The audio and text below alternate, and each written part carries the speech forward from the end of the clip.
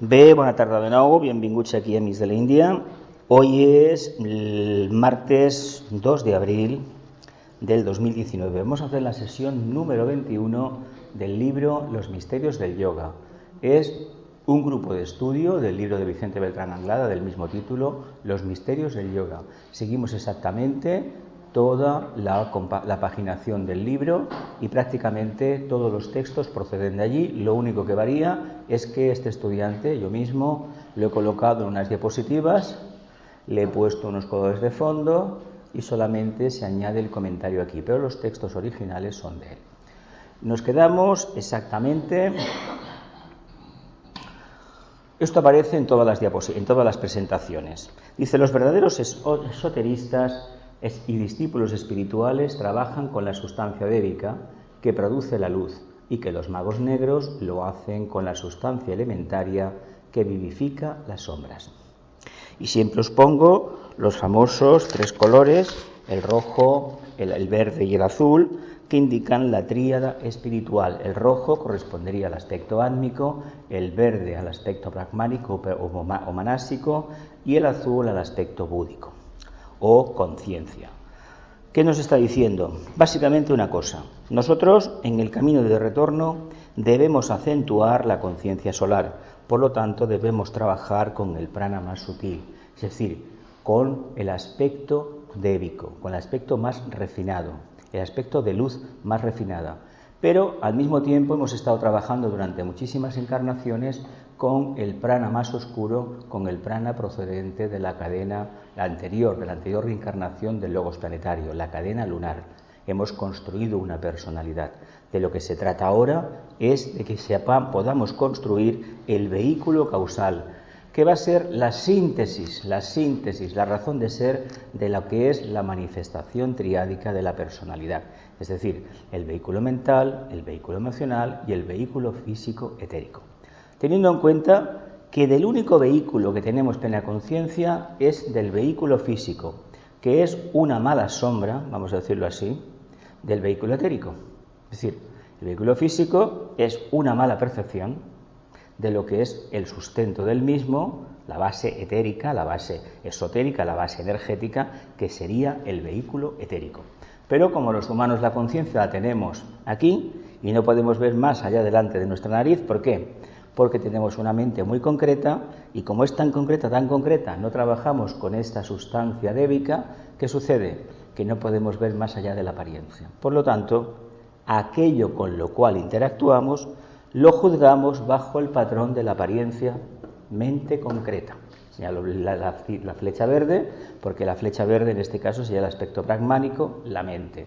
Y nosotros los humanos estamos trabajando, vamos a decir así, en amplia escala, la mente concreta. ¿Con qué finalidad?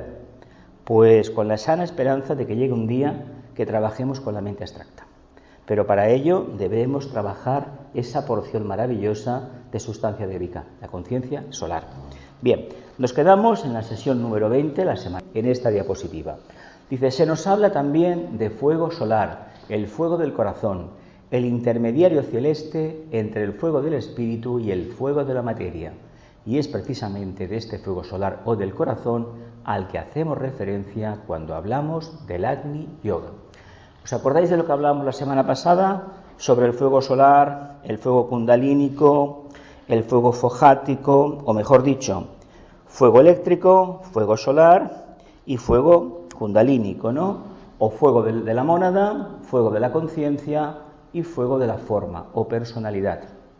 ¿Queda un poco claro esto de los fuegos? ¿Os acordáis de lo que dijimos? ¿Sí? Hablábamos la diferencia entre el fuego eléctrico, que es un fuego eminentemente arquetípico, es el fojat. Nosotros el trabajo que debemos hacer es desarrollar el fuego solar, la conciencia, es decir, el aspecto corazón, que en este caso hablamos del corazón, los humanos, y vuelvo a insistir, el 99,99% de las ocasiones en las que referenciamos nuestra conciencia hacia el corazón, o teniendo como base el corazón, hay que remarcar que este corazón no es el auténtico centro cardíaco, es más bien el plexo solar de los atlantes, de la conciencia atlante que como humanos pues estamos expresando. ¿Y por qué la expresamos? Básicamente porque no somos capaces todavía de responder a lo más sublime, a la conciencia solar. Tenemos una porción muy grande de conciencia lunar, es decir, estamos atrapados en el mundo de las formas caducas. Vivimos en un planeta en que gracias a la tecnología del siglo XX, especialmente, pues, empezaríamos por la máquina de vapor, ¿por qué no? En el siglo XVIII, los desarrollos del siglo XIX, con aquellos complejos fabriles, con aquellos motores de vapor tan famosos, la llegada del ferrocarril en el siglo XIX, al final es el telégrafo, la telegrafía sin hilos, la radio en el finales del siglo XIX, la televisión e Internet. Resulta que todo eso, que es una herramienta de tercer rayo, de mente concreta, el primer aspecto brahmánico, para desarrollar la conciencia, lo que ha hecho en amplia escala en todo el mundo es que nos ha convertido en conciencias mucho más atlantes que antes. Es decir, la capacidad que tenemos con una maquinita pequeñita que todos llevamos en los bolsillos de acceder a todo lo que se puede ver en este planeta y en la palma de la mano, este espejito mágico que llevamos, espejito es esto. El móvil, el teléfono celular, ¿qué nos ha permitido? Sí, expandirnos la conciencia, pero en lugar de levantar las alas nos hemos metido, no diré yo en un pedregal, pero sí que en un lodazal, porque está todo al alcance de la mano, que lo que ha hecho es que hayamos perdido una parte de esa característica humana que es muy importante desarrollar, la perseverancia y sobre todo esperar resultados. Eso, cuando se consigue entender qué significa esperar el resultado, indica que debes trabajar de manera constante y permanente durante un tiempo. Como tenemos en la mano una máquina que aprietas un botón, tienes un billete de avión, tienes esto, renuevas el pasaporte o lo que sea, o todo se hace con el móvil, o accedes al banco, ¿qué pensamos? En esoterismo decimos, no, esto es la intuición.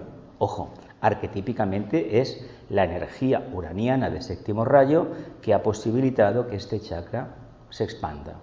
Pero no quiere decir que nuestra conciencia esté precisamente en el centro cardíaco, aquí entre los omóplatos, sino que sigue estando en el plexo solar. Por lo tanto, la percepción que tenemos de ese concepto genérico llamado amor, que es la característica propia de este chakra, dista muchísimo de ser el auténtico amor, que el que habría que hablar a nivel esotérico.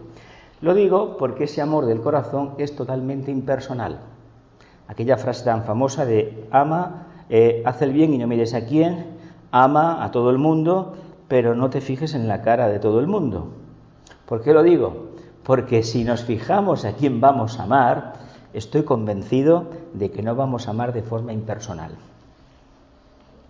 Tenemos la conciencia que tenemos el plexo que tenemos y tenemos una potencia mental concreta y emocional muy poderosa. Por lo tanto, es más correcto a veces dar un donativo para que otro lo emplee, una organización, una ONG, que no directamente a alguien necesitado. Diréis, ¿por qué? Porque si tú conoces a la persona necesitada y todavía no estamos viviendo en el verdadero corazón, ¿qué estamos haciendo realmente? ¿Sentir misericordia hacia los demás? ¿Sentir pena? ¿Sentimientos? ¿O rollos raros, no? A ver, estamos en un camino de aprendizaje.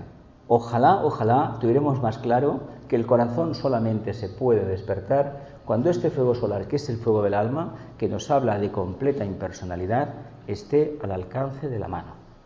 Y eso tengo que reconocer, no quiero ser pesimista, pero hay que picar todavía unas cuantas montañas del Garraf, a nivel personal cada uno, todo este macizo que hemos sacado piedra en Barcelona y alrededores, y lo que queda todavía. Pues habría que hacer, como de aquí a Valencia, picar toda esa piedra, convertirla en lo que sea, adoquines o lo que sea, para poder hacer algo interesante. Fijaos lo que nos queda todavía por hacer. Un trabajo ingente. Ahora bien, nos gusta hablar del corazón, pero cuidado, no nos engañemos. El trabajo del corazón lleva implícito la renuncia a todo aquello que a mí me gusta, que nos gusta a cada uno de nosotros, y sobre todo y muy especialmente aquello que realizo de una manera fácil y simple. Decimos, no, es que la síntesis se simplifica todo. No es lo mismo la sencillez que la simpleza. Por lo tanto, estemos muy atentos. o desarrollamos la conciencia, somos capaces de integrar a lo que hay alrededor y de depositar nuestra conciencia dentro de una entidad abstracta llamada grupo, que no conocemos, pero que es el referente de la humanidad, que no conocemos, sin embargo nuestra conciencia la abocamos. Cuando esto lo consigamos, realmente estaríamos hablando del verdadero corazón. El corazón no tiene ojos físicos para ver, tiene intuición y reconoce que el propósito de cualquier alma encarnada en el planeta Tierra es acudir a la casa del Padre, y precisamente la puerta es el corazón, el chakra cardíaco. Dice, hay que aclarar también que el fuego, como constitutivo del quinto gran principio cósmico o mente de Dios, es al propio tiempo fuego del espíritu y fuego de la materia, tomando contacto en el corazón del hombre por mediación del ángel solar, la entidad misteriosa denominada esotéricamente el Hijo de la Mente, cuya labor mediadora a través del Agni Yoga permite descubrir dentro del corazón, en donde se halla silenciosamente recogida, la experiencia o sabiduría alcanzada a través de las edades. Ángel solar, el corazón, el fuego del espíritu y básicamente el quinto gran principio cósmico, la mente de Dios. Por mucho que nosotros avancemos, nos estamos encaminando hacia la conciencia logoica solar. En el fondo somos mónadas, estamos evolucionando, formamos parte del logo solar, ¿o no? Y formamos parte del logos planetario, porque a fin de cuentas nuestros vehículos nos los ha dado Él. Él es el casero, ¿no? Él nos ha alquilado una habitación, una casa, y nosotros debemos pagarle el alquiler, me imagino yo, ¿no? Por lo que se puede ver a nivel general, me tomo ejemplo mío, porque es la única vida que conozco, la mía, hay que decir que no nos hemos portado muy bien con el casero. No hablo ya del dueño de la casa, del auténtico dueño que es el otro, pero del que ha construido la casa, tengo que decir que no nos portamos bien. Hablo por mí mismo, ¿eh? Podríamos haber hecho muchísimo más, pero no lo hemos hecho. Por lo tanto, reflexionemos sobre lo que significa el pecado de omisión. El no hacer aquellas cosas que se deberían haber hecho y no se han hecho por comodidad. Dime. No, que estoy pensando que el Hijo de la Mente se refiere a la mente cósmica. Claro. Como está puesto en el nombre del alma, yo pensaba que era el Hijo de la Mente abstracta. No. Es que es lo mismo en nosotros, es el mismo misterio. Mira. Pero es que es lo mismo, diferente escala. Eso sería el macrocosmos y nosotros seríamos el microcosmos. Sería exactamente lo mismo. Al logo solar le podemos llamar perfectamente el Cristo cósmico. Y al logos cósmico le podemos llamar también el Cristo cósmico. ¿Por qué le llamamos el Cristo cósmico? Por una razón muy sencilla, porque manifiesta que la energía del segundo aspecto, la energía del corazón, la energía búdica, la energía del amor. Por eso actúa ¿de qué? De mensajero entre el Padre. Lo único que nos dice es lo siguiente: si tú trabajas el aspecto manásico, el aspecto conciencia concretizada en la forma, estás en el fondo siguiendo el arquetipo del Padre, el aspecto de la mónada. ¿Qué resultado vas a obtener? El corazón, el despertar del corazón, el despertar de la conciencia. ¿Por qué el logo solar se manifiesta? Porque él tiene que llegar a ser, gracias a las mónadas, nosotros, consciente de su creación. Él no es consciente de nosotros. A ver, ¿somos algo? Que tú me digas que Shambhala lo reconoce a los maestros en cierta medida, hay relación poca con el logo solar, muy poca, con el logos planetario un poquito, con el solar muy poca, pero con nosotros los humanos, hasta que no alcanzamos la cuarta iniciación, el atado, no somos algo importante para la logia, para la jerarquía planetaria, ¿eh? Entonces, ¿qué sucede? Fijaos el camino que hay. El misterio del cristianismo hablaba de eso, del aratado. Hablaba de pasar por la prueba de la cruz, es decir, asumir el karma. De ahí que no se entendiera eso. Él lo explicó en alguna parábola, sobre todo la de la otra mejilla, es la más, a mi modo de ver, la más sencilla, puede que haya otras más, Yo tampoco, yo me leí los evangelios en su momento, pero no soy persona que se haya dedicado al estudio de eso. Los he leído, los agnósticos igual, pero no he estado estudiándolos porque a mí nunca me... Y eso que vengo de la Iglesia Católica, pero llegó un momento que algo se cruzó por el camino, un chispazo, y todo aquello pues fue a otro sitio. A ver, es así. A ver, le veo su gracia, su importancia, no voy a decir que no, pero a mí me convence muchísimo más toda la información que me ha venido de Oriente, incluyendo la doctrina secreta, que fue escrita en Occidente, pero la base es totalmente así, y de allí, y sobre todo la obra de la Bailey, que es la continuación de la doctrina secreta, la señora Blavatsky, que es la posteosofía, como se conoce, y luego también de grupos de, por ejemplo, Rosacruces, masonería, y sobre todo también de Rudolf Steiner, ¿no?, la antroposofía. Pero yo la idea esta del Evangelio, a ver, pensad una cosa. El problema de los evangelios es que fueron escritos en diferentes periodos de tiempo y por diferentes personas. No es lo mismo el trabajo de la señora Blavatsky, que el tibetano le dictó, la Bailey, o algún otro que ha habido, el caso de Vicente, por la comunicación que tenía con su maestro, o el caso de Krishnamurti, que como Arhat que era, cuarta iniciación, se ponía en silencio, era así, necesitaba retirarse de vez en cuando, recluirse, y en un momento empezaba a hablar y se estaba horas y horas hablando. No hay ningún problema. Vicente le pasaba exactamente lo mismo. Pero claro, no es lo mismo esa situación que la que podemos tener nosotros. Nosotros hoy por hoy, por mucho que intentemos desplegar las alas, hay que mover las alas, ¿para qué? Pues para desarrollar músculo, como el pollito, ¿no? Estamos dentro de un cascarón, es decir, no hemos roto el cascarón. Y ese cascarón es precisamente el cuerpo, este loto goico que tenemos aquí puesto en la gran invocación. Cuando rompamos ese círculo, ese cascarón, como conciencias, nos liberaremos de la atracción por la materia. Fijaos el trabajo que tenemos. Claro que debemos trabajar a nivel emocional, en pequeñas fases. Esto es como una vuelta ciclista, vaya, vamos a hablar así. Las etapas, ¿no? A ver, la etapa de montaña, la etapa de no sé qué, y los puntos kilométricos, la subida tal. Eso son pruebas en el camino. Y al final, cuando se llega a los campos, y además en Francia es muy divertido por el tema de la ilustración, se llega a los campos elíseos. ¿Sabéis lo que son los campos elíseos, no? Por la mitología, el paraíso, ¿no? Donde iban las almas. Los franceses en esto lo han bordado, ¿eh? No es gratuito que hayan tenido a grandes iniciados, ¿eh? No es gratuito. Pero eso de los campos elíseos te dice lo que es, ¿eh? El paraíso.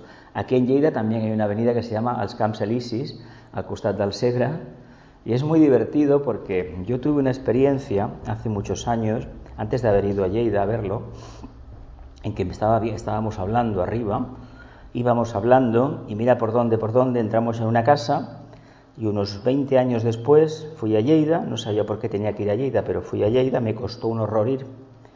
Tuve que dejar un tren y coger un autobús, para la vuelta fue coger un autobús, fue todo un viaje muy, muy rocambolesco, de un día, y mira por dónde, paseando por la avenida al lado del Segre, Camps Elisis, veo los árboles y veo la casa que había visto 20 años antes.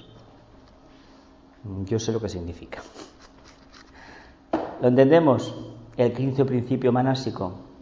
Somos la mente de Dios, la auténticamente, la mente superior. La mente concreta nos habla de 3 dimensiones. Básicamente nos habla del deseo. Es la mente kama-manásica que en Teosofía, que el señor Leadbeater, la señora Besant, publicaron tantas veces, el señor Jinarajadasa, tantas veces hablaron. Nosotros utilizamos el potencial manásico, que es divino por naturaleza, porque somos una chispa divina como mónadas, lo utilizamos exclusivamente para trabajar la forma. ¿Y por qué no la conciencia? Porque no la conocemos. Tal vez los que asistamos a estas clases, aquí en cualquier parte del mundo, obviamente conocemos un poquito más. Pero cuando uno solamente conoce lo que ve, lo que toca, lo que oye, los 5 sentidos,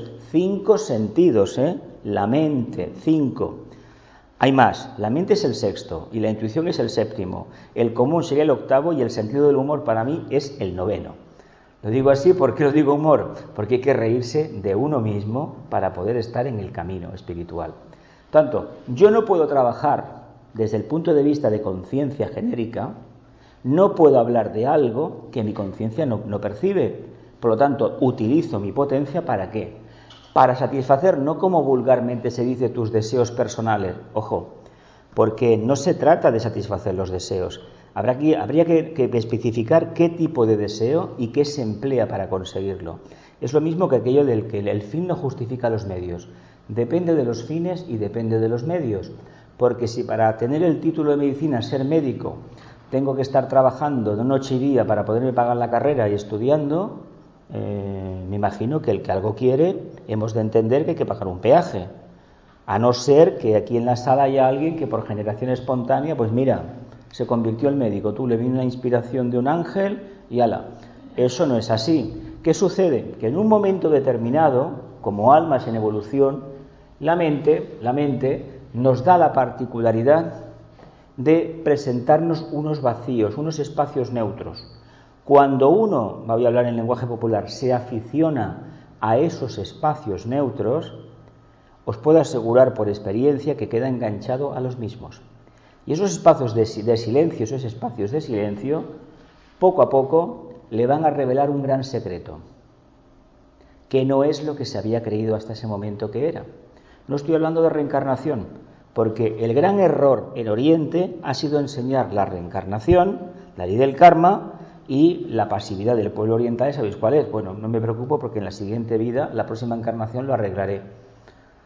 Por un lado es cierto y por otro lado es falso, porque la oportunidad que he escogido para esta vida, si no la aprovecho, esto es como el suicida, el que se quita la vida deliberadamente.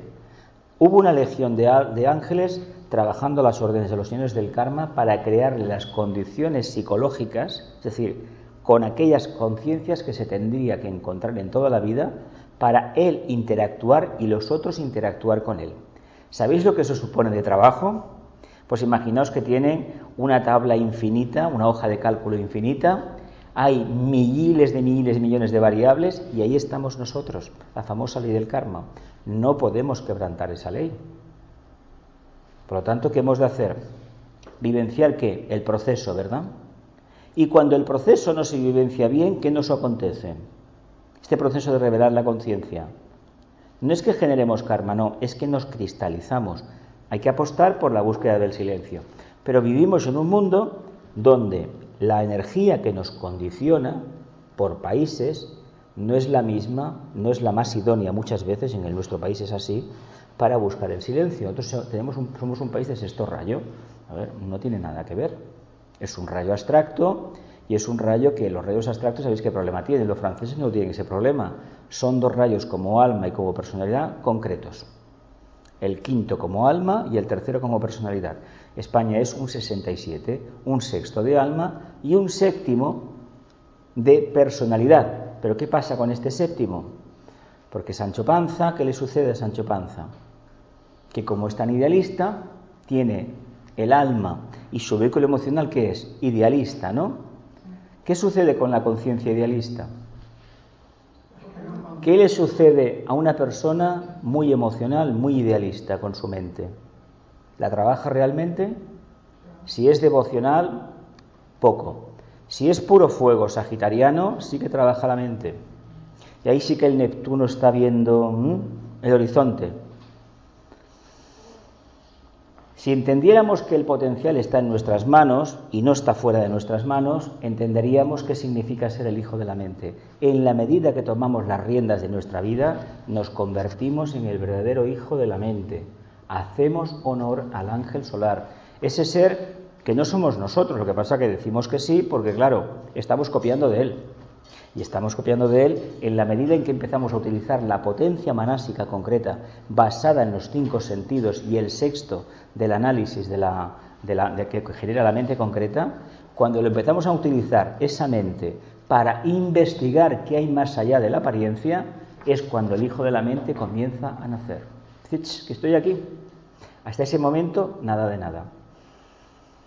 ¿Qué debemos hacer entonces? ¿Continuamos con la lección o repetimos sine die, 1.000 y 1.000.000 más, que somos hijos de la mente de Dios y por lo tanto somos divinos? Bueno, pues es lo mismo que si yo os digo, o vosotros, que somos una proyección holográfica concretizada del átomo manásico permanente. Lo digo, me quedo tan ancho y esta noche no ceno, ¿verdad? Técnicamente es así. Técnicamente es así. No olvidemos una cosa, la ciencia está avanzando de una manera, yo no sé si lo llegaremos a ver en esta encarnación, pero a mí, por lo que puedo ver internamente, no me extrañaría nada que así como hay impresoras 3D que te fabrican un zapato, es decir, de plástico, o una casa, lo que vamos a ver en el futuro no va a ser eso. Va a ser un sistema de rayos láser, sabéis que los rayos láser son luz, ¿no? Y que la materia es luz concretizada, ¿no? ¿Sí? Pues proyectando un tipo de luz se van a materializar las cosas. Hombre, si lo hemos conseguido con nosotros, porque nosotros vemos este cuerpo físico, sabemos que el espermatozoide pasó la barrera porque tenía el propósito del alma, todo eso ya lo sabemos por biología, pero no nos interesa la biología, nos interesa el aspecto esotérico. Y si después de tener una semilla en los planos arquetípicos se ha construido ese mundo alrededor, ¿quién te dice a ti que desde un plano mucho más refinado se proyecte y se consiga materializar? Pero de forma científica. Y todo eso estará basado en esto, en el hijo de la mente. Porque las condiciones manásicas, ¿quién las crea? El Logos. En este planeta y en cualquier planeta de este sistema solar, que es nuestro universo, o de cualquier sistema solar, de cualquier parte de la galaxia o del resto de galaxias, todo lo que se manifiesta forma parte de este quinto principio manásico. Del Logos que sea, él está en profunda meditación y lo que van a hacer todos aquellos que están dentro de ese círculo no se pasa, lo tiene él en la mente. Lo que pasa es que lo deben de hacer ellos. Cuando ellos han respondido a este principio y van aumentando y se convierten ya, después de una cuarta iniciación, dejar de la fase humana. Fase humana significa intermedio entre la fase, el quinto reino y el tercero, Pues un puente maravilloso. Cuando esto se consigue y se alcanza el aratado, empieza a percibir claramente lo que es ese gran vacío, ese corazón, ese Agni Yoga. Por lo tanto, ese corazón sentimental que los humanos comprendemos, que tanto nos gusta, no tiene nada que ver con el auténtico corazón, que es frío. Es un fuego frío. Y además es azul, no es rojo. Es un fuego líquido azul. Dices, caramba, no me quema. Pero, ¿qué nos esperábamos? Que era magma volcánico, mira, que quema. Luego metes la mano, anda, pero si no quema. Nosotros queremos marcha. ¿Sigo adelante?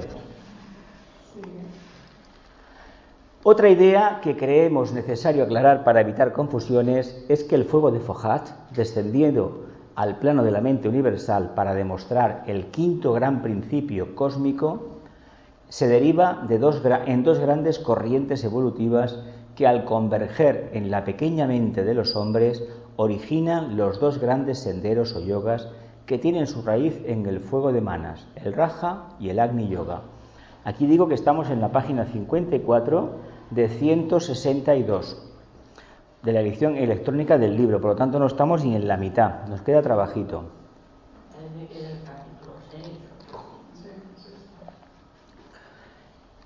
La mente del Logos es puro fuego, nuestra mente es puro fuego. ¿Y qué sucede? ¿Qué le sucede al fuego? Que allá donde se acerca quema.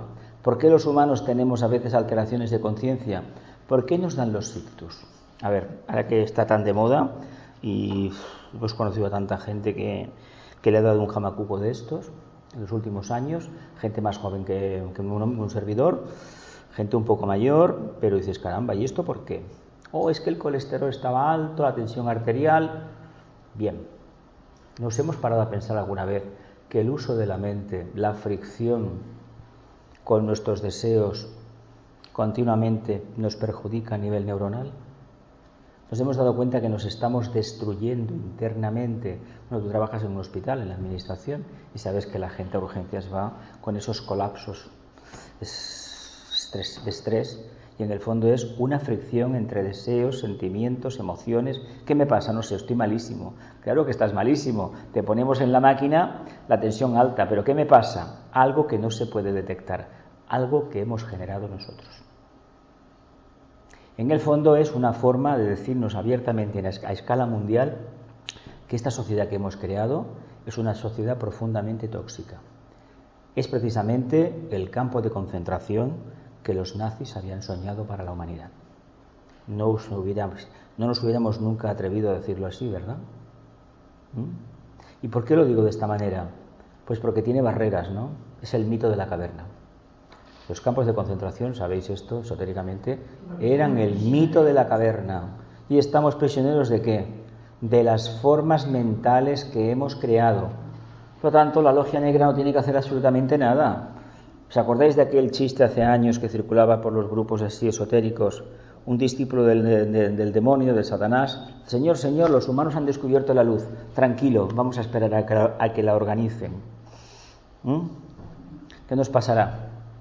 Estamos viviendo por propia decisión en la cárcel, en la mazmorra. Y nos hemos puesto unos grilletes con una bola de 50 kilos cada uno y nos hemos puesto una armadura encima y decimos, pero bueno, ¿y esto por qué? Precisamente por el uso incorrecto de la mente. En lugar de utilizar la potencialidad para buscar lo sublime, lo etéreo, no digo sofisticado, no, lo sencillo, lo natural, cada vez más enrevesado. Como no lo hacemos bien, friccionamos, transmitimos corrientes eléctricas, tu sistema nervioso, los nadis, los chakras, todas las glándulas endocrinas tienen sustancias que son tóxicas y que cuando se liberan en la sangre en un momento determinado la propia conciencia las libera y provoca que el envejecimiento prematuro y la muerte. Somos nosotros que lo llevamos todo. Es como un sistema dentro del sistema, un microordenador dentro de la placa base, que en un momento determinado se activa. Nosotros hacemos eso y acabamos enfermando, porque estas enfermedades hace 50, 70, 80 años no existían. Y todo lo ha generado ¿qué? El trabajo en las grandes cadenas fabriles, el sistema de competitividad, ha hecho que nos volvamos ¿qué? Tóxicos todos. Yo os invito a que acudáis a una estación o de estas que hay muchas escaleras que suben, bajan y poder manteneros en silencio, viendo toda esa vorágine de gente, y vais a ver en un momento determinado que se abren los éteres y vamos todos de esclavos. Todos, incluso el que observa también. Te das cuenta que todos llevamos los mismos grilletes, las mismas cadenas arrastrando. Nuestras formas mentales de, a través del uso de la materia, tener mejores condiciones de vida, cuando las condiciones de vida son características del alma, de la mónada, no de la personalidad. Yo puedo tener una buena casa, puedo tener un coche, puedo tener una ciudad que tenga buenos jardines, avenidas, parques, etcétera, etcétera. Eso si se tiene dinero se puede conseguir, ¿verdad? Pero eso no me garantiza a mí que no vaya a tener un ictus y que vaya a ser feliz, en el sentido de que vaya a sentirme conforme e integrado en todo aquello que tengo y con la gente que me relaciono, ¿verdad? Porque el deseo tiene un pequeño problema, no se puede saciar nunca. El amor, cuando se conoce, tampoco. Pero el amor no perjudica, el deseo sí. ¿Lo vemos bien un poco? Es complicado, Puede parecer complicado también. Pero al mismo tiempo, Vicente se caracteriza por un lenguaje muy sencillo, muy, muy sencillo. Pero hay que conocerse a nivel emocional y a nivel de mente concreta nada más, Nosotros no somos ese alma maravillosa que nos gustaría, no. Somos un rollo, una mochila llena de tonterías.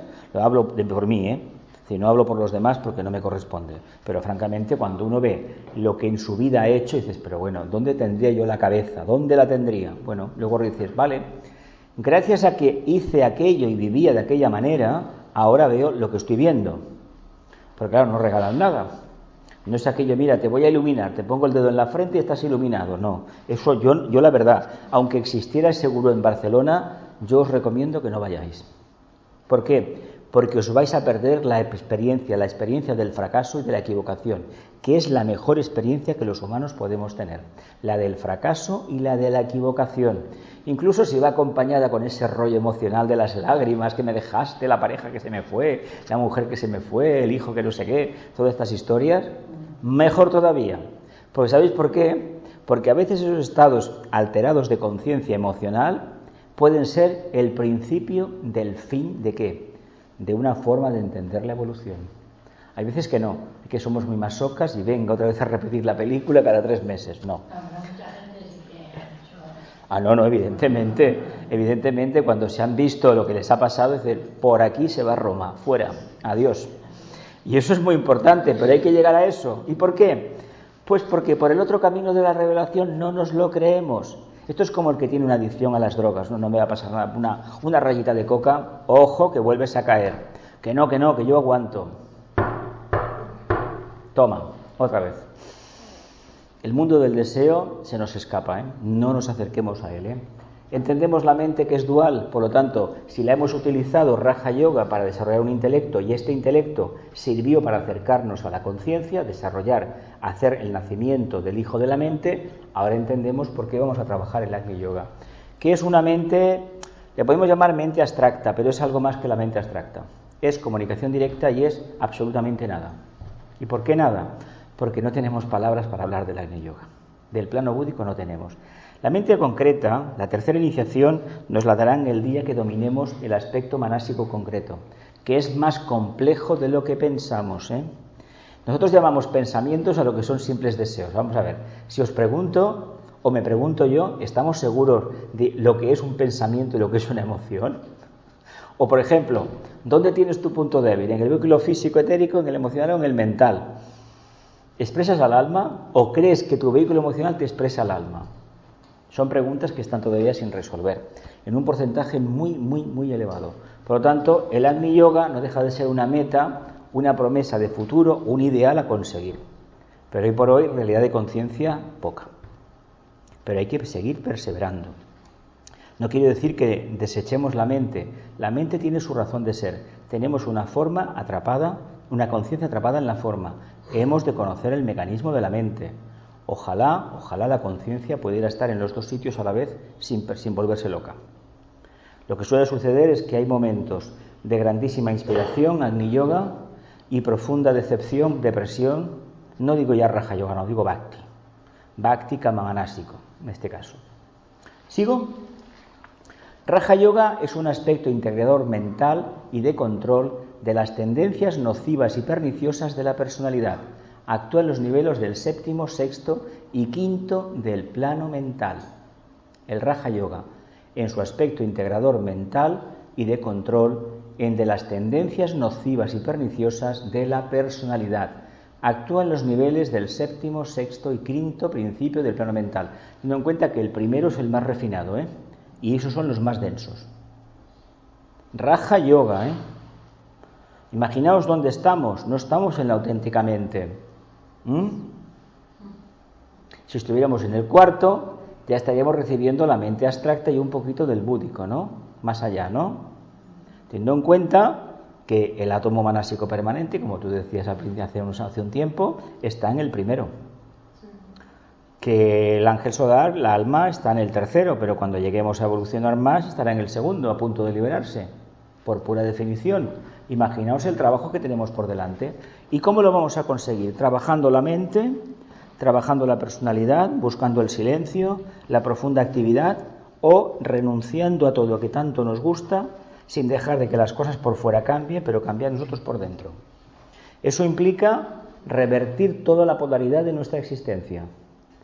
Hacia donde nos encaminábamos antes ya no tiene sentido, esa meta no vale. Tiene que ser una meta que no existe. ¿Quién se encamina hacia una meta que no existe y lo hace de manera concreta? Una meta que no existe es un idealismo. Y cuando este idealismo se lleva a cabo de manera concreta, ¿qué se está consiguiendo? ¿O qué espera conseguir? Un cambio radical, una revelación de conciencia. Es decir, no sé a dónde voy, pero estoy seguro que perseverando lo voy a conseguir. ¿Eso es válido? ¿O sería más válido conocer la meta exactamente? Si conocemos la meta, actuamos con plena seguridad de conciencia concreta. Si no conocemos la meta ni en qué consiste, estamos poniendo toda la carne en el asador, ¿no? Como se decía antiguamente. Me lanzo al vacío, ¿no? Me tiro al agua sin saber nadar, ¿no? Luego resulta que a lo mejor floto. Mira por dónde estoy flotando, ¿tú? Es una experiencia, ¿no? ¿Qué creéis que significa esto de flotar en las aguas, la segunda iniciación? Oficialmente, cuando se dice el Jesús que caminó, el Nazareno que caminó sobre las aguas, sabéis que lo que peor que se le puede hacer a una persona es, si tiene miedo al agua, es lanzarla a una piscina para que se espabile y se mueve, porque puede darle un shock terrible. Hay muchos casos. Pero que la mejor manera, me imagino que habréis hecho cursillos de natación, ¿verdad? ¿Qué hacía el instructor? Yo recuerdo el mío, yo nadaba muy mal y cogió el reloj, se lo tiró, tírate. Y métete por la parte de los 2 metros. Oye, pues conseguí sacar el reloj, lo conseguí sacárselo. Tragué agua, sí. ¿Y sabéis qué me enseñó a mí la natación? El poco tiempo que fui. que el mundo emocional, a pesar de las apariencias, cuando estás dentro, no es exactamente igual. ¿Y qué pasa? ¿Es tan nocivo como lo creemos? El caminar sobre las aguas significa que conozco la característica de esa materia densificada, de ese prana densificado, y puedo actuar de manera correcta, por encima. No podemos renunciar a la parte acuosa porque todo el planeta es agua. Y además el logos planetario recibió del logos de Neptuno a los ángeles neptunos para que le ayudaran en el desarrollo del reino vegetal. Él tenía el arquetipo mental, pero no tenía la sustancia para hacerlo, el agua. Sin agua nosotros este planeta no tiene vida, ¿no? Pues algún día la perderá. Algún día el mar se secará, ¿no? No sea un planeta sagrado. Ya sé que no os gusta, ya lo sé. Pero mi obligación es decíroslo. ¿No? Dice Agni Yoga, cuya misión es realizar la unión de la mente con el principio más elevado del individuo, el yo espiritual o Atma, por medio del yo superior, desarrolla su actividad liberadora de las energías de los niveles o subplanos tercero, segundo y primero. Anda, que no nos queda nada todavía, de picar piedra. 10 veces la montaña del Garraf, ¿no? Venga, 50 Barcelonas vamos a construir con esas piedras. Hormigón para tutti pleni, ¿no? O 10 veces el Montseny, ¿no? Más o menos, saldría mucha piedra de ahí también. Acercarnos al yo espiritual o Atma. En el fondo, si fuéramos un poquito más inteligentes espiritualmente hablando, nos reconoceríamos como principio átmico, propósito, Atma, lo más mónada, pero no lo somos, no estamos en condiciones. El maestro sí que lo puede decir. El maestro responde una porción muy elevada al aspecto átmico, voluntad al bien. Hay ashrams que están en el plano átmico, la mayoría en el plano búdico. Hay como unas sucursales en el mental, pero bueno, eso es otro tema. Pero fijaos a dónde nos tenemos que encaminar. Claro, no hay nada debajo manifestado. Es que a nosotros nos cuesta una barbaridad entender que eso puede ser posible. Claro, porque la adherencia a estos planos karmáticos donde estamos es tan grande que es inconcebible para nosotros una vida fuera de estos planos. Y el día que nos llegue, diremos, caramba, esto es como cuando una persona desencarna y al cabo de un par de días o de unas horas dice, Jesús, que no estoy muerto, que no estoy muerto. Bueno, pues no estás muerto, claro que no.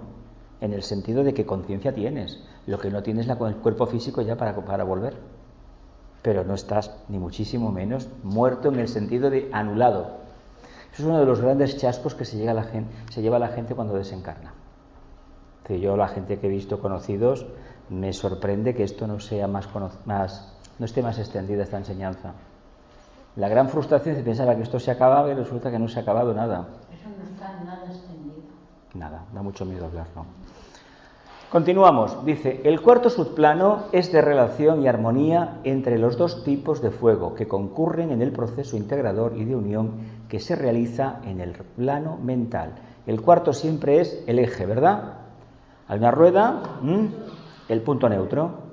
Ojalá pudiéramos estar en el punto neutro, pero claro, el punto neutro en el mundo de la personalidad, en el mundo de la forma, está sujeto a esa relación esquizofrénica, psicopática, masoquista de la dualidad. Soy un alma, soy una personalidad, soy Dios, soy el diablo, estoy evolucionado, no soy evolucionado, la noche y el día. Por mucho que nos avancen la hora o nos la retrasen, es lo mismo, Es una forma de engañar. Si estamos en horario de verano, ¿qué pasa?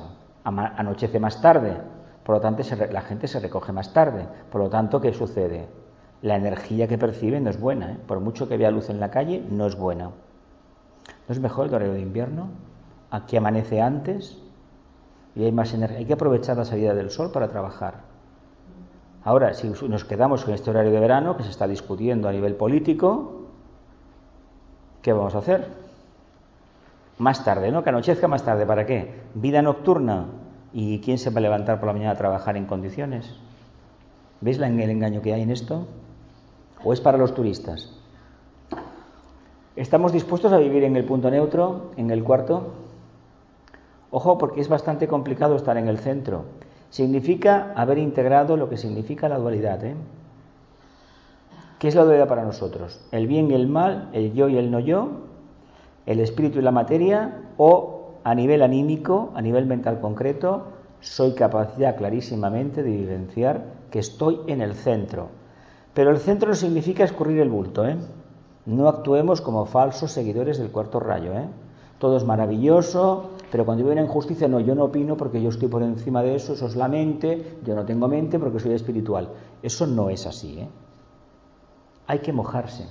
Para estar en el cuarto, hay que mojarse en el plano físico, tomar decisiones. ¿Pero por qué se le llama punto neutro y cuarto el nexo de unión? Porque uno, a pesar de las dificultades, se mantiene erguido y puede capear el temporal.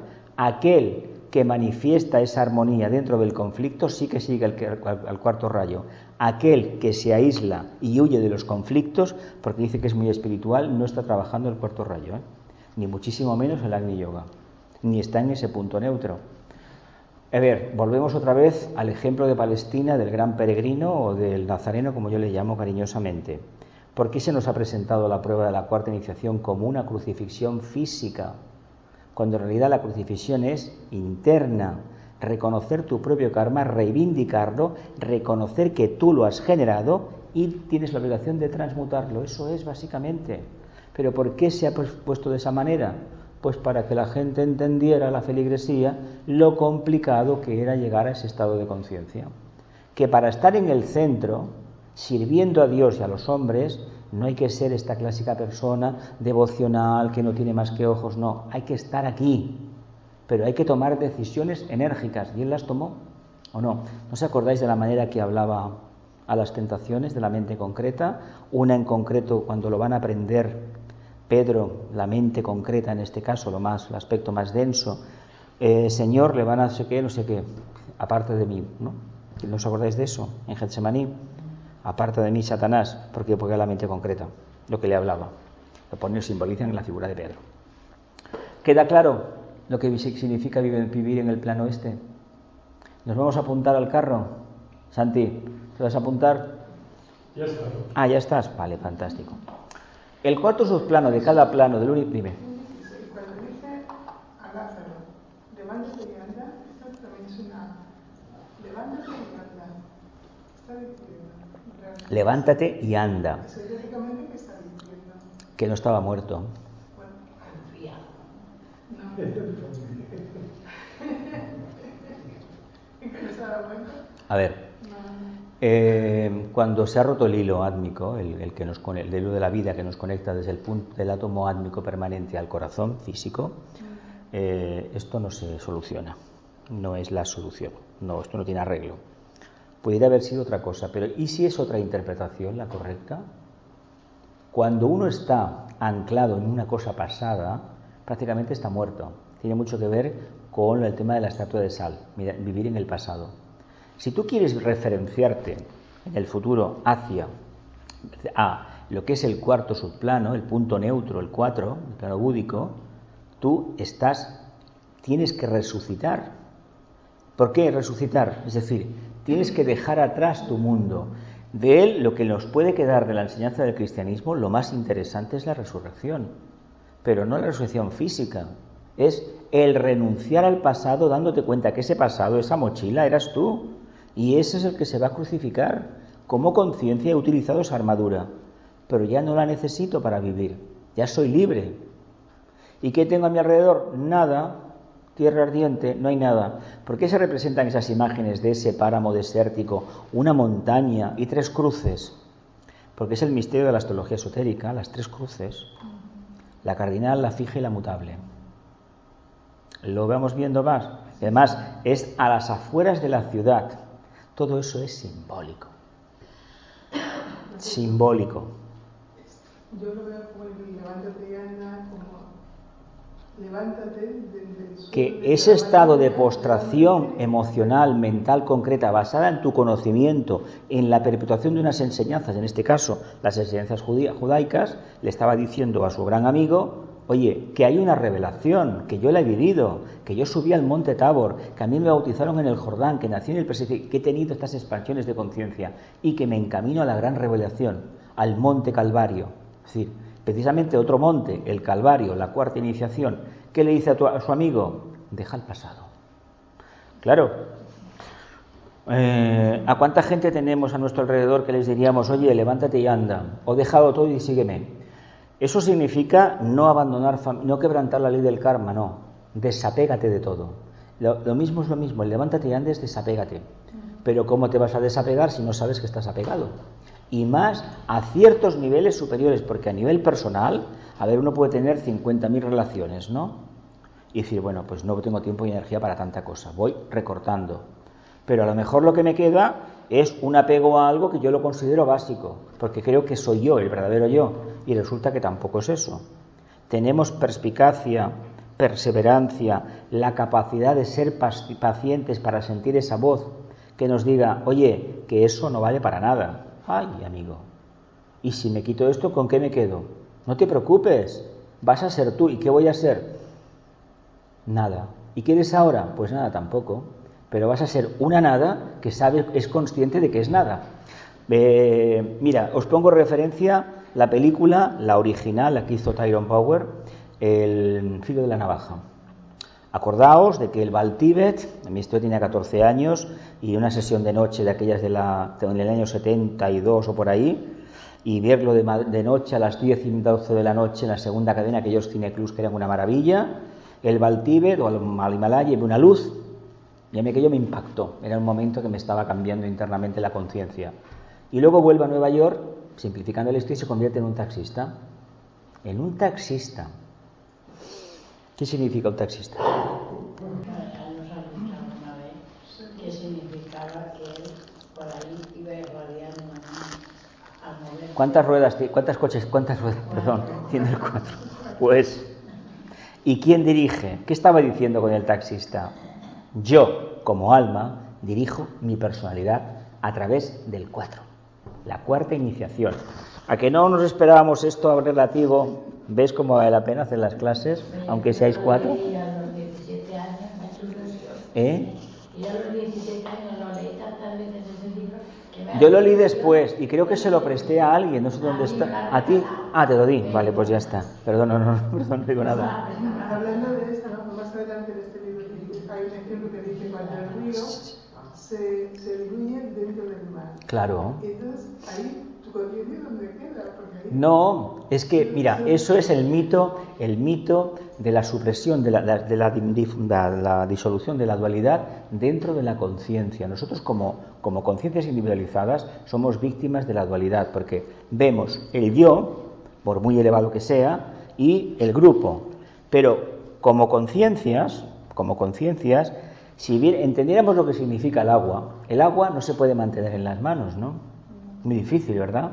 Y con las manos abiertas, peor todavía, ¿verdad?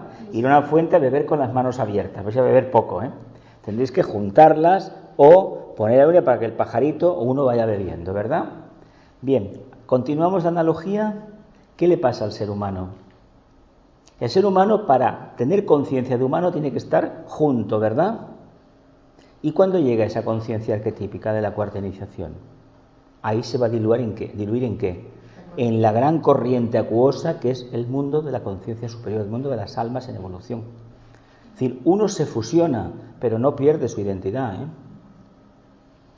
No lo pierde. No se puede perder porque somos mónadas. Lo que sucede es que no existe la dualidad que tenemos nosotros. Nos vamos a agrupar por línea de rayo monádico. Son 3, primero, segundo y tercero. Pero eso no significa que estemos en contra de todo lo demás. No, porque estaremos en esa conciencia arquetípica. Cuando se descienda de la conciencia arquetípica, sí que tendremos los colores del arco iris, evidentemente, los matices energéticos. Es importante que entendamos, este hombre, el señor el que escribió el libro, no me acuerdo el nombre ahora. Somerset Maugham. Este señor vivía aquí, pasado la frontera, aquí en Francia, en un castillo aquí cerca de Niza, un castillo, y este hombre tenía mucho conocimiento, mucha información, como muchos en aquella época, del siglo XIX hasta los años 70 de este siglo XX, de filosofía esotérica. Y evidentemente, pues, cogió bastante. Pensad que la teosofía en Europa y en España igual impactó en la intelectualidad. el último referente fue Machado. Machado se acercó a la teosofía. De hecho, algunos poemas suyos pues son indicio claro, y que todavía esté enterrado en Francia, aquí cruzando la frontera, indica un poco, una P. En Coyur, sí, yo he estado varias veces allí. Y decir, el hombre, a ver, pero es que eso afectó, es que echó la teosofía, lo que incluso que la Bailey igual, se encaminó hacia a la gente intelectualmente culta, y con dinero, Es decir, no, esto es algo que pasó. De hecho, era la gente que la podía entender, Porque eran gente culta que estaban en iglesias organizadas, pero que claro, estaban ya hasta con un corsé que no podía ser. Además, de alguna manera intuían que Urano, que se había descubierto en el siglo XVIII, antes de la Revolución Francesa, pues estaba precisamente manifestándose. Y esa energía está ahí, y esa energía nos ha traído toda la revelación que tenemos actualmente. Además, fue 7 años antes de la Revolución Francesa, 8, ¿sí? Cuando se manifiesta Urano. Claro, la libertad es Acuario. Y el próximo gran cambio puede ser la aparición del planeta Vulcano. Cuando hay una porción de humanidad, es decir, la masa crítica 100 más 1, que reconozcan en sus conciencias que viven ese punto neutro de cuarto rayo de voluntad al bien, es decir, influenciados por ese principio átmico, entonces el planeta Vulcano se verá. Hay indicios de que está ahí, pero lo que pasa es que la órbita de Mercurio, por la posición nuestra, no nos permite hacer la fotografía. Es muy pequeñito, pero es un núcleo muy poderoso y es la voluntad al bien. Quien lo conoce que es a nivel intuitivo, ¿no? De hecho, nosotros trabajamos con el otro, que está en las antípodas, Plutón, que es el que se encarga es un planeta helado. Pero nuestra Tierra estuvo 10 millones de años helada, en un periodo al principio del Cámbrico, que él tuvo que hacer un receso. 10 millones de años y el planeta cubierto de hielo. Porque Brahma, el logos de la Tierra, necesitaba ese periodo. ¿Para qué? Para organizarse. Qué curioso, Bonito, ¿no? Sí. El cuarto subplano de cada plano del universo tiene asignado idéntica misión de armonizar, equilibrar y finalmente fusionar las energías operantes en cada uno de los niveles expresivos. A escala cósmica se realiza el mismo proceso y el cuarto rayo dentro del sistema solar equilibra, armoniza y eventualmente fusiona las energías y las cualidades distintivas de los demás rayos. Os digo una cosa, aquí hemos hablado mucho de los rayos y de las cualidades.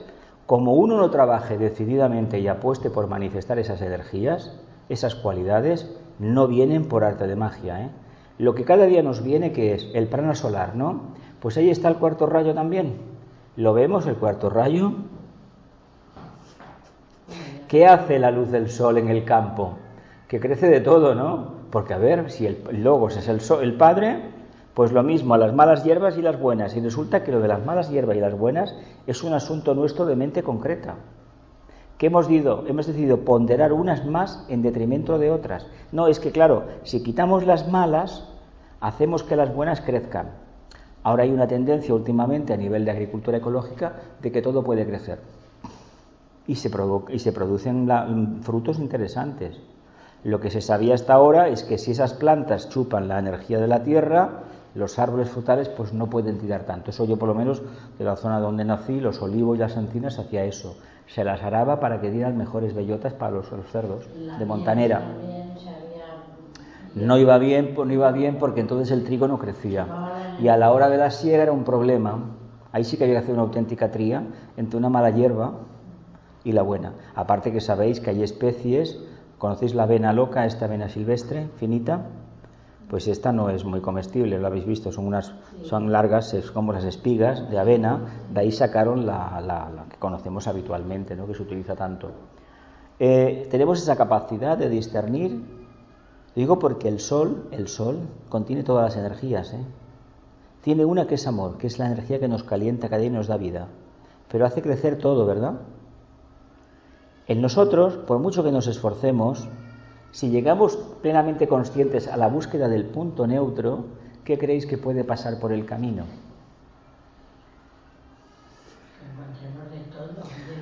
Que vamos a imitar al Nazareno a pequeña escala. Vamos a decir, en la cruz, mira, yo soy de la época que veíamos las procesiones de Semana Santa, en San Boi en concreto, en el pueblo donde nací en Córdoba no, pero en San Boi había un grupo de cofrades que se lo ponían aquí con unos correajes de cuero, iban vestidos de nazarenos, no llevaban capucha no, y se llevaban el Cristo aquel que está en las iglesias de San Baldiri.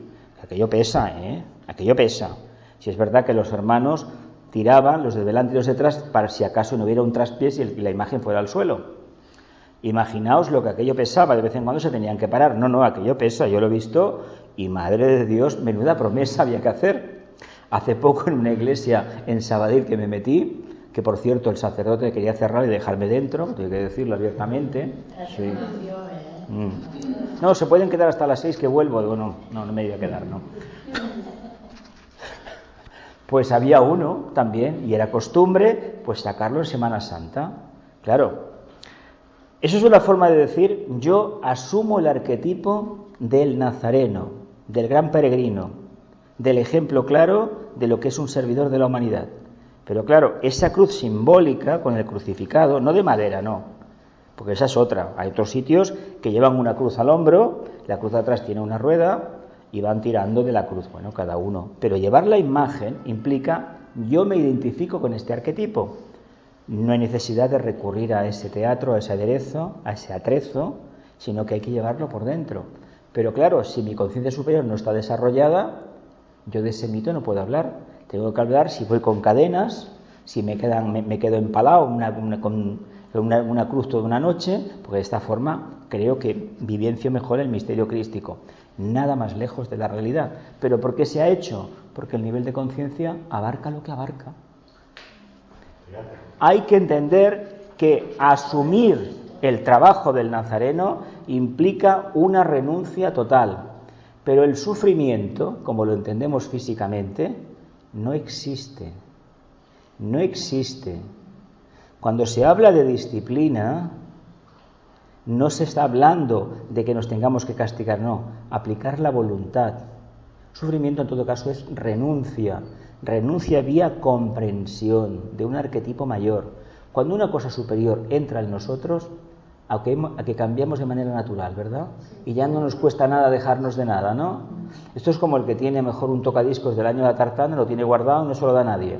Y un día, sin saber por qué, cambia de opinión, oye, me lo puedo llevar para un no sé qué, que no lo quieren, que recojan, llévatelo. Y hasta ese momento no, que era mío.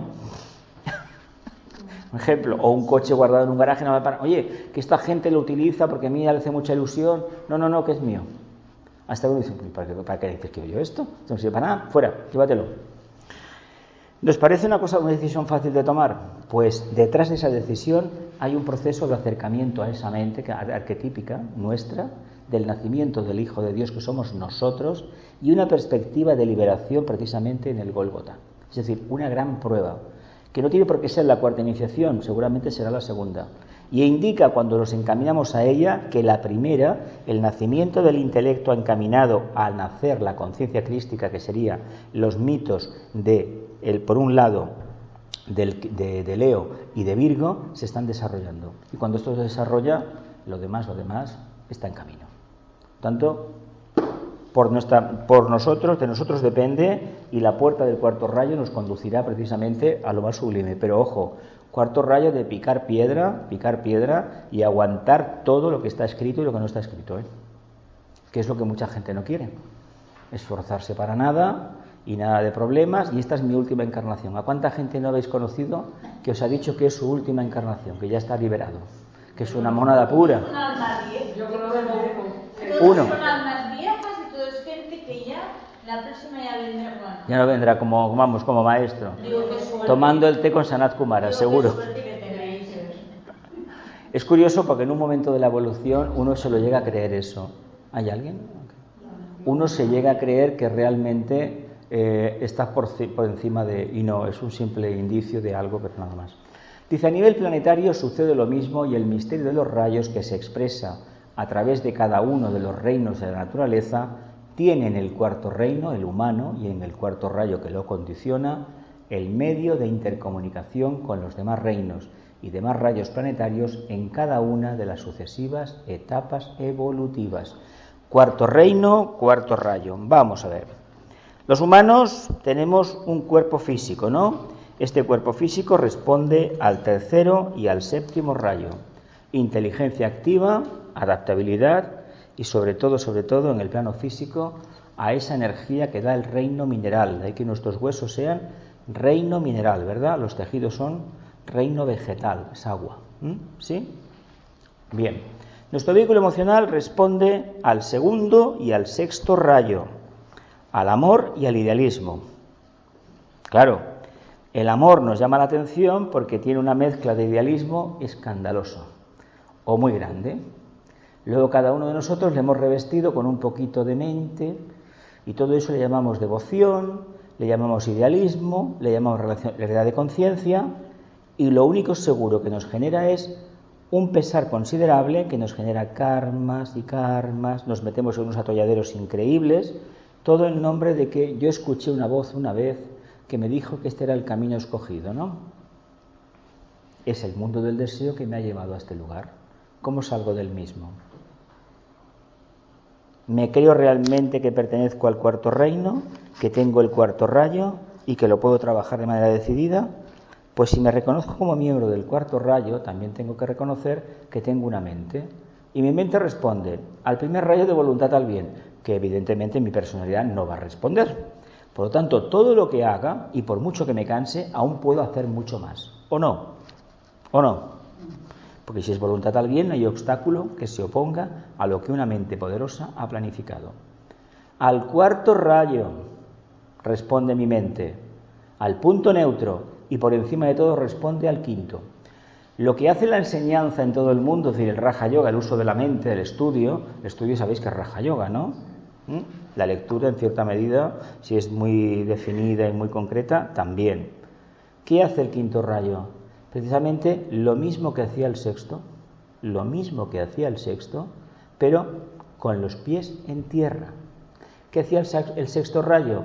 Dar por hecho lo que no existía.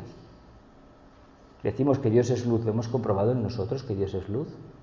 Hemos comprobado que como hijos de la mente, como almas, hemos revelado el misterio crístico en esta estructura microcósmica denominada personalidad. Porque si es cierto, entonces Dios es luz. Y si no lo es para nosotros, no deberíamos repetirlo. ¿Me explico un poco? El quinto rayo es los pies en tierra. Lo que tengo en la mano es una botella de agua, a ver que lo mire bien, lo examino, lo parece. Tendré que pasarle la prueba. Tendré que comprobar si esto es un envase real al uso, si el contenido es H2O más minerales, etcétera, etcétera, etcétera. Porque el agua pura, me imagino que ya sabéis que no existe en la naturaleza, ¿no? El famoso H2O es una de las cosas que nos han dado la enseñanza en el mundo esotérico, pero que el H2O es tóxico, ¿eh? Y es agua, no es agua, ¿eh? Eso no está en la naturaleza, eso se parece al agua oxigenada. ¿Sabéis esto? Si tomáramos H2O sin minerales, seguramente que los dientes y los huesos quedarían... Si esto lo explicó una vez un químico, una reunión, había gente de teosofía, que no, es que eso es una tontería que se ha publicado, la gente se lo ha creído. El agua pura, ¿cuál es? H2O, eso existe en el laboratorio. Entonces, una complicación más para entender el mundo de la conciencia. No existe esa conciencia séptica y pura. Debe existir una conciencia relacionada con el medio. La vivencia del proceso nos corresponde a cada uno de nosotros. El cuarto rayo no es que esté ahí, es que lo voy a aplicar yo como conciencia. Porque mi mente y mi corazón, en cierta medida, responden a la mente, a la línea par. ¿Me voy explicando un poco? Entonces, si esto lo aplicamos en nuestra vida diaria, ¿dónde queda el karma? ¿Dónde queda la creencia? ¿Dónde queda el Padre Creador que supuestamente nos está observando? En nada. En nada. Si tomamos las riendas de nuestra vida, nos daremos cuenta que nuestro destino en esta encarnación nos lo hemos construido nosotros. Conciencia anclada en ese punto neutro. Es una simple sucesión concatenada de pequeñas revelaciones, nada más. No es que un día se descubra, mira, ya sé lo que hay. No, es que poco a poco va y subiendo la percepción. Hasta que al final dices, pero si esto yo lo sabía antes, sí que lo sabías antes, sí. Pero allá, y ahora es aquí. Y eso es lo importante. De hecho, a fin de cuentas, un Agni Yogi es ni más ni menos que una antorcha viviente, que no se acaba nunca el combustible. Es el mito de Acuario, el servidor, el cántaro de agua que siempre está vertiendo. ¿Pero por qué? Porque el quien lo lleva no se queda con nada. ¿Más complicado todavía? Pero el cuarto rayo y el cuarto reino, complicado, da para mucho, ¿eh? Da para mucho. Nos quedábamos en el segundo rayo todavía, no hemos llegado ni al tercero ni al cuarto, imaginaos. No sé si alguna vez llegaremos, pero bueno. ¿Sigo hablando? Reino de las almas liberadas o jerarquía planetaria también descrita en los verdaderos tratados místicos como Cristo y su Iglesia. El reino de las almas liberadas. Pero hay que decir que no lo asociemos a la Iglesia cristiana que conocemos al uso. Es el arquetipo de grupo, de conciencia grupal de la era de Acuario, que evidentemente estará basada en ese postulado del aratado, de la cuarta iniciación, basado en el cumplimiento estricto del cuarto rayo. No es lo mismo tener un Vaticano maravilloso con muchísimo cuarto rayo. Si habéis estado en el Vaticano y en las basílicas romanas, son preciosas. Si habéis estado en la Sagrada Familia, es precioso. En el Museo de Montjuic, que están las obras del románico, precioso. Pregunta, ¿y la conciencia crística dónde está? Si depende exclusivamente de lo que hemos construido, no existe tal conciencia crística. ¿Por qué lo digo? Porque es más fácil construir una capilla sixtina, una Sagrada Familia con 180 o 170 metros de altura la torre y 50.000 basílicas, las que sean, o mezquitas, o sinagogas, o pagodas, que en Oriente hay maravillas de templos, antes que ¿qué? Que desarrollar ¿qué? La conciencia crística, que es los pies en tierra y un exquisito ¿qué? Punto neutro, la cruz crística. ¿Por qué se representa una cruz de brazos iguales?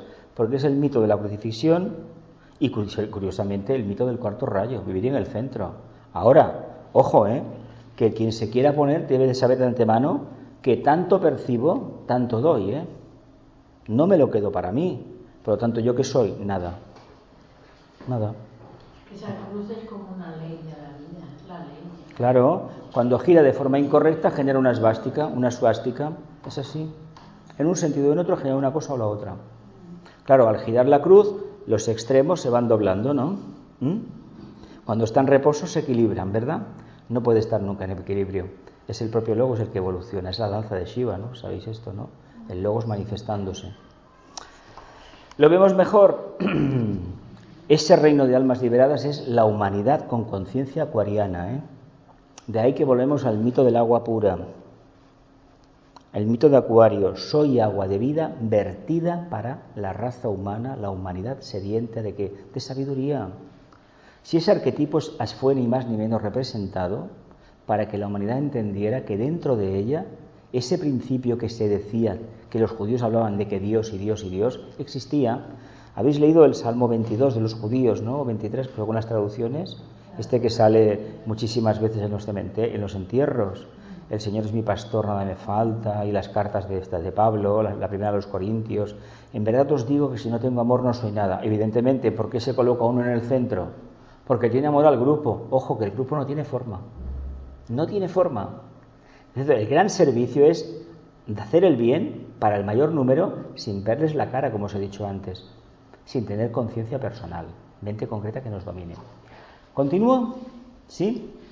Dice, podríamos decir, por tanto, que Raja Yoga y Agni Yoga actúan en el plano mental utilizando cada cual un tipo particular de fuego, el que le es inherente al proceso integrador espiritual operando en este plano.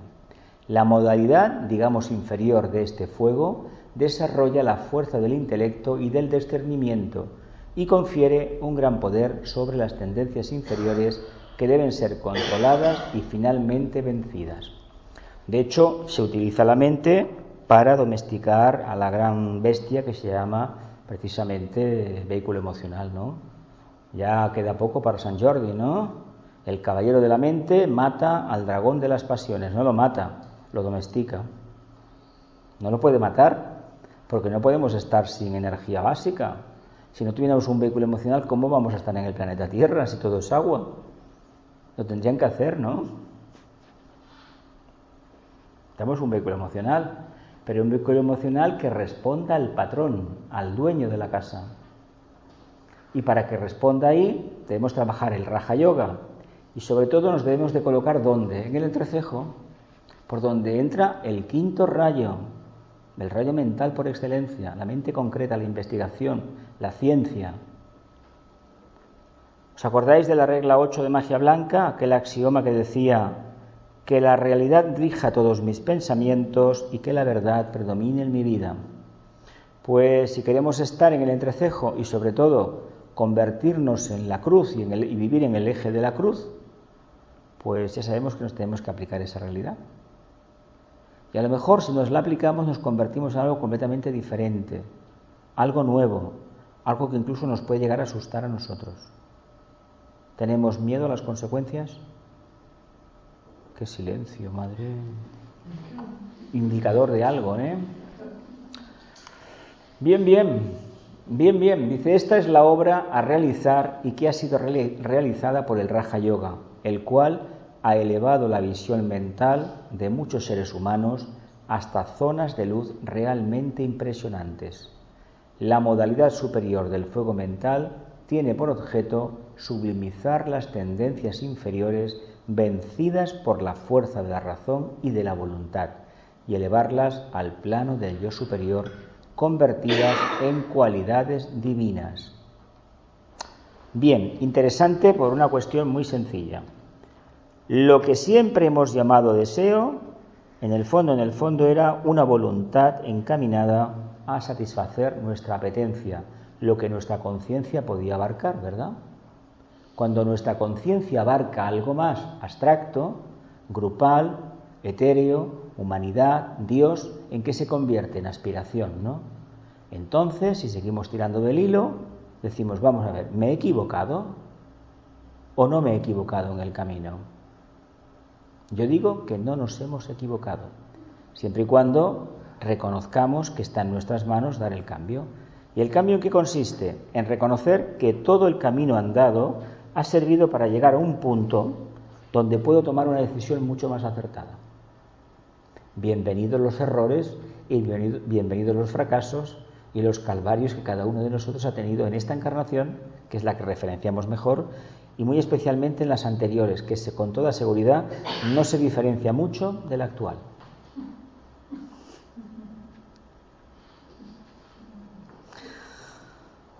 ¿Lo ves bien, Santi?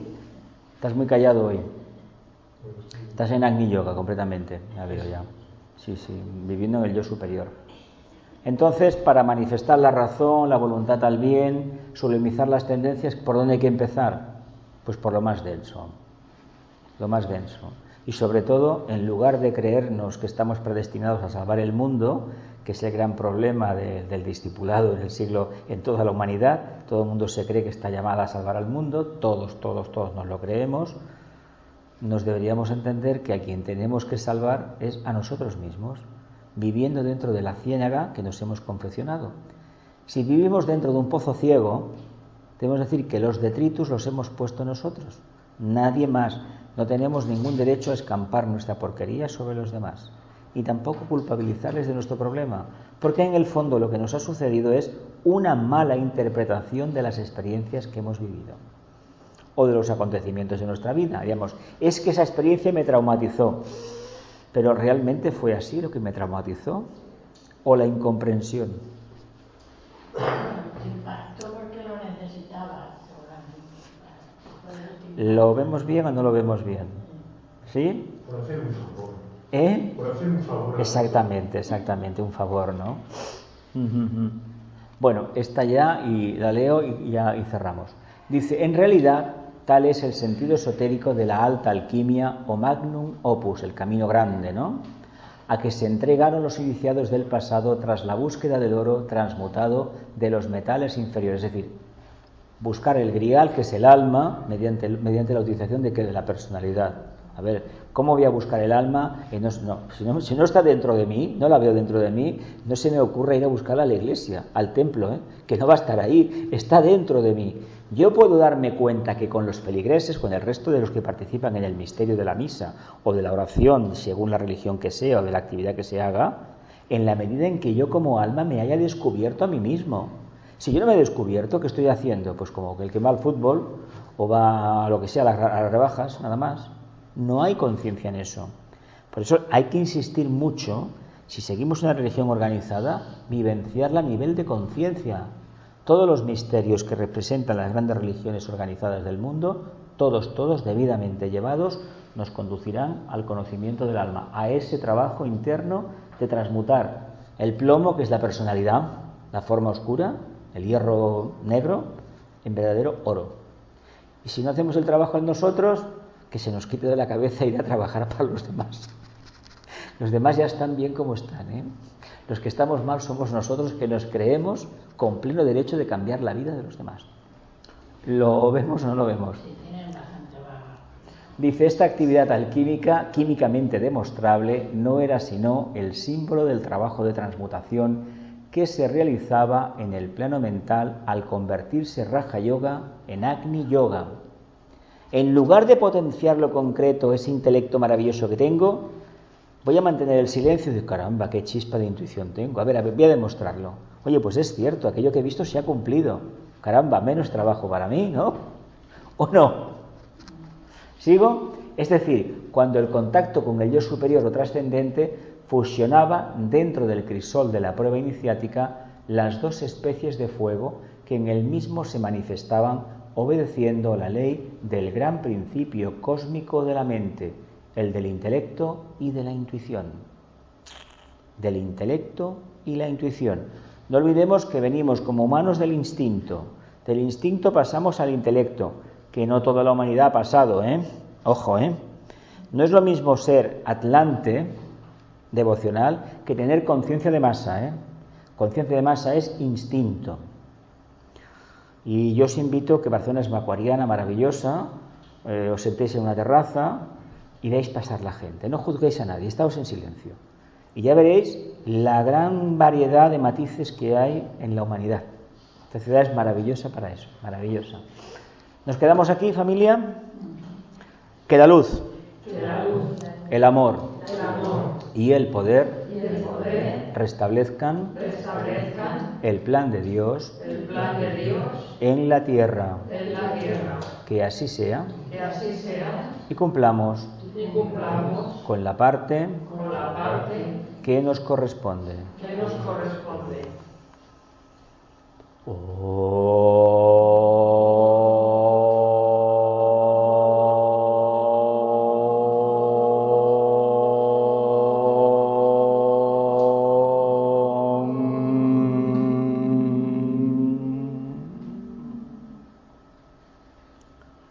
Que así sea.